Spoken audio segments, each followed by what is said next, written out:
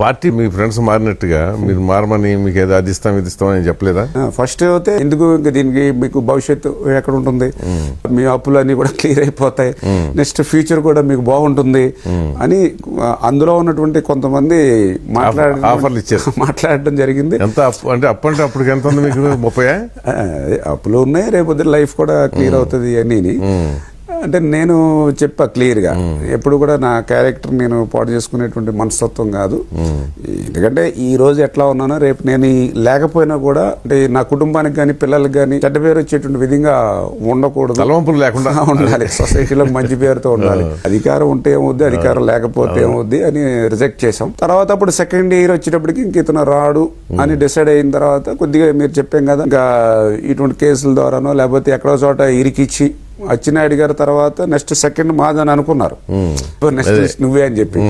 కానీ ఎక్కడ కూడా వీళ్ళు ప్రస్తుతానికి ఆ లెవెల్లో పోలేదు. పోయినా కూడా లెక్క చేసేటువంటి పరిస్థితి లేదు. అంటే వీళ్ళన్నీ పెట్టి తప్పుడు కేసు, మన తప్పు చేయకపోయినా కూడా పెడతారు, ఇబ్బంది లేదు.